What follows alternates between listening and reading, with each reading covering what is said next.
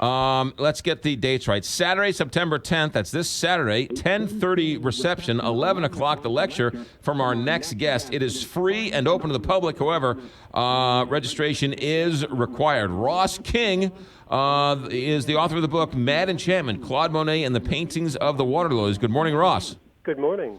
We, the two of us, have been to Monet's garden in Giverny, France, and I've took art appreciation classes all through high school and college and never quite understood Claude Monet until I walked in his gardens, and then the whole thing made sense to me. Right. The amazing thing about that garden and the paintings that came out of it is that he's almost unique in the history of art and someone who created the landscape that he painted. I mean, usually if you're a landscapist, you go out and find the landscape, but what he did was actually engineered, literally, because he had to change the flow of water from the rivers around his property, etc. He planted the water lilies, he planted the rose bowers, everything like that, all of the beautiful spectacle that you have now when you go and see his house and garden. And he really wanted to share that with the world. I always think that Monet is someone into whose paintings it would be wonderful to stroll, and Monet really wanted to give us that experience by letting us walk into his garden literally the way we now can, but also sort of figuratively or metaphorically by entering these enormous wraparound paintings that he did in the last few years of his life. Yeah, the water lilies, when you say to somebody, oh, what a nice water lily, people don't realize it's a hall, it's a football field of paintings of water lilies. That's right. I mean, he painted them obsessively for the last dozen years of his life, and he covered acres of canvas. And if you've been to MoMA or, in St. Louis and also Kansas City and Cleveland, people know the Agapanthus triptych, the enormous panels from those paintings.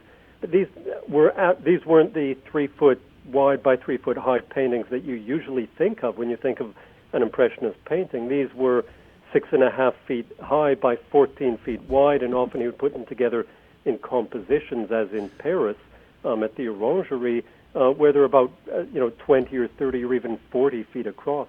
So they were absolutely massive, immersive works of art that I think Monet was much more interested in giving us this full sensory experience than simply a couple of framed points of focus on the wall. Ross King, you're going to be giving a lecture at the St. Louis Art Museum on Saturday, September 10th. Starts at 11 o'clock. But how much of a genius was Claude Monet? Was he a good painter? Was he a genius? Was it just something never done before? Where does he stand? I think he was the greatest painter of the 19th century, and I think you could argue that he is also one of the greatest painters of the 20th century as well.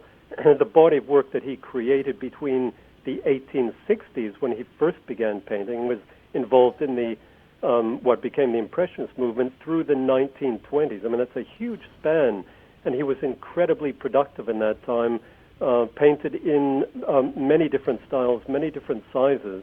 And I think he's a genius simply because of the fact that as a young man he was incredibly innovative, but he was even more innovative, and this is incredibly rare, he was even more innovative in his 70s and even in his 80s than he was as a young man. And I think that's almost, again, unique in the history of art. So I think he's really a remarkable figure for this enormous career arch, the trajectory that he had from his youth to his very productive and fascinating old age. Ross, I have about a minute left, and what's amazing about Claude Monet is when you look at his paintings and you look close enough to reach them so you could paint them, they look like dots. That's right. But if you walk back 30 feet, 30 yards, 40 yards, then it makes more sense. How does somebody do that?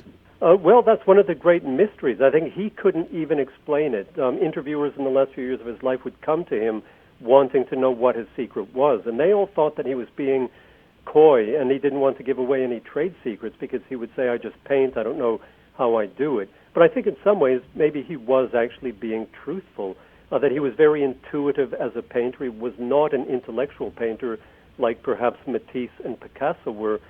He was very spontaneous.